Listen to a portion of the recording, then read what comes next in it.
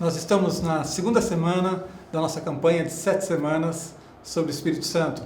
E hoje nós vamos falar sobre o Espírito Santo e o Pentecostes, aquele evento maravilhoso que deu início à era da igreja. E não tem como falar sobre o Espírito Santo sem falar sobre o Pentecostes. Mas eu quero chamar a sua atenção para algumas coisas que eu acho muito importantes.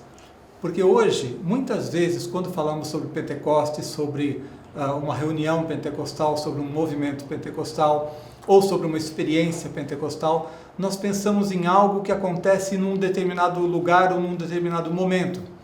Então, é muito comum a gente pensar que numa vigília a gente vai ter uma experiência, ou no monte a gente vai ter uma experiência, ou em um determinado momento da história. Enfim, todas essas coisas fazem parte do nosso contexto histórico. Por quê? Durante muito tempo a igreja se afastou, esfriou, perdeu essa dinâmica de vivência do poder do Espírito Santo, e então nós passamos a ter situações assim, em que precisamos de um avivamento, em que precisamos de uma nova experiência. Mas eu quero dizer para você que do ponto de vista de Deus, está tudo pronto para que você tenha todos os dias uma experiência renovada com Deus. Pentecostes não deve ser visto como uma experiência momentânea. Nós podemos usar momentos como esse, de uma campanha de 7 semanas, para buscarmos a Deus com mais intensidade, para que tenhamos um enchimento do Espírito, para que tenhamos novas experiências com Deus. Mas o que nós aprendemos no Pentecostes é que ele não é um momento, ele não é limitado a algumas pessoas, mas é simplesmente aquilo que Deus preparou para todos os que são seus filhos. Então, eu quero mostrar para você, em primeiro lugar, que o Pentecostes é a vida da igreja. O texto mais importante, Atos 1:8, diz: "Mas recebereis poder ao descer sobre vós o Espírito Santo, e sereis minhas testemunhas, tanto em Jerusalém, como em toda a Judeia e Samaria, e até os confins da terra." Ou seja, a própria vida da igreja depende completamente do Espírito Santo. O que ele vem trazer para nós? Qual foi a promessa de Jesus? Poder. Poder para que sejamos testemunhas em todos os lugares. Essa é a vida da igreja. É testemunhar do poder de Deus, é testemunhar do amor de Jesus, testemunhar do Evangelho. Então, não existe igreja sem Pentecostes. Nós não deveríamos falar sobre igrejas pentecostais e não pentecostais, porque Pentecostes faz parte da essência da igreja. Nós somos uma igreja que nasceu com a descida do Espírito Santo. Antes disso, não se pode falar em igreja.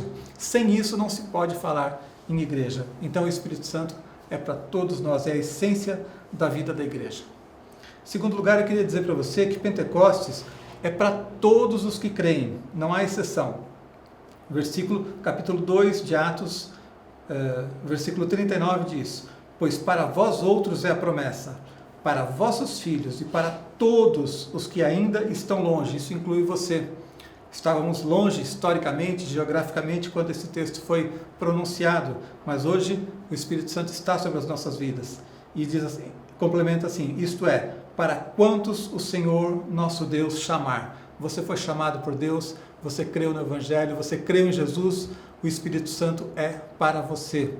Então, nós não devemos pensar no Pentecostes como uma experiência de um grupo específico. Não devemos pensar no poder do Espírito Santo como algo limitado a algumas pessoas. Para Deus é muito simples, está pronto, preparado para você. É claro que na nossa experiência real, vamos encontrar variações. Existem pessoas que vão buscar a Deus, existem pessoas que não vão buscar, existem pessoas que vão crer e outros que não vão crer. Alguns vão ser mais frios na sua fé, outros vão ser mais fervorosos, mas isso é por causa da fraqueza do homem, é por causa da nossa falta de busca, ou porque nós permitimos o esfriamento na nossa vida. Mas no plano de Deus é simples. Como eu falei, em primeiro lugar, Pentecostes é a vida da igreja, e em segundo lugar, é para todos os que creem. E se você um dia já entregou sua vida a Jesus, se você é um servo de Deus, nunca fique pensando coisas do tipo: será que o Espírito Santo vai falar comigo? Será que que ele vai me dar algum dom espiritual? Será que se eu buscar a Deus eu vou ser avivado? Será que isso é para mim ou é só para aquelas pessoas que têm um temperamento mais extrovertido, ou seja lá o que for? Não existe esse será. O texto diz claramente que Pentecostes é para todos aqueles que creem.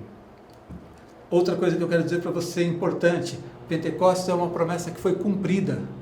O texto de Joel 2, 28 e 29 fala de uma promessa.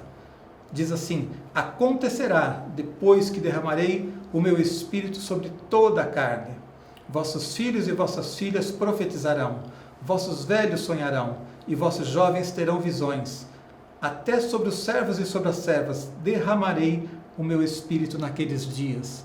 Então, já no Velho Testamento, já nos profetas, já aqui em Joel, esse dia maravilhoso em que o Espírito Santo desceu sobre o povo que estava ali buscando ao Senhor, esperando segundo a ordem de Jesus, esse dia já foi profetizado.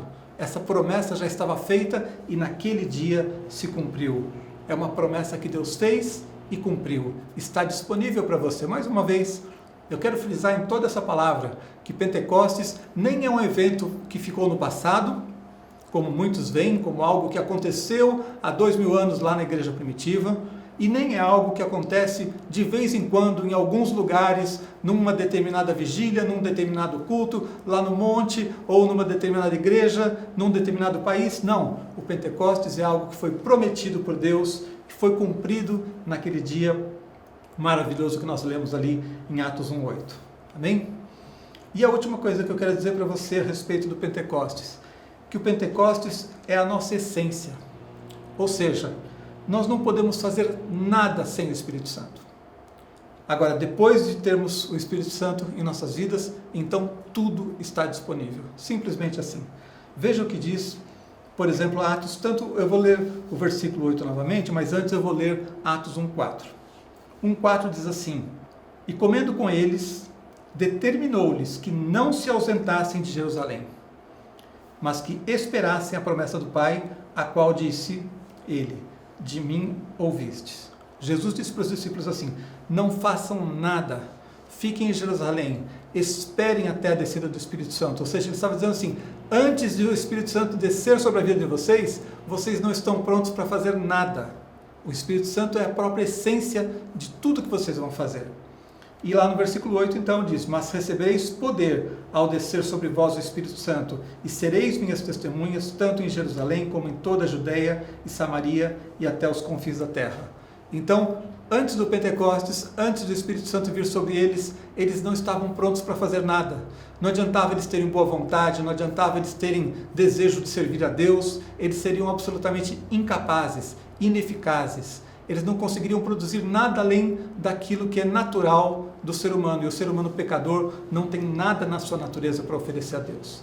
Mas após a vinda do Espírito Santo, quando nós lemos o versículo 8, aí sim as coisas mudam. E ele diz: recebereis poder. Vocês vão ter, a partir desse momento, a partir do momento em que o Espírito Santo está em vocês, vocês vão ter o poder de fazer tudo o que vocês precisam fazer. Vocês vão conseguir ser testemunhas do Evangelho nesse mundo onde existe tanta perseguição, tanta intolerância, onde as pessoas estão tão longe de Deus, há tanto pecado, tanta desgraça, mas vocês vão ser capazes de ser minhas testemunhas, de ser meus discípulos, de serem meus discípulos, de fazerem a minha vontade. Então, nada podemos fazer antes do Pentecostes, mas tudo é possível a partir do momento que o Espírito Santo está na sua vida. Então, com essa palavra, eu quero encerrar hoje frisando isso para você. Não pense no Pentecostes nem como algo do passado e nem como algo possível, como que talvez aconteça com algumas pessoas em alguns lugares. O Espírito de Deus não está limitado. Ele não está limitado a datas, ele não está limitado a locais, ele não está agindo só em um país e em outro não. Todo aquele que buscar, todo aquele que crer, todo aquele que que entregou a sua vida a Jesus e buscar de coração e disser: Senhor, eu preciso de um avivamento.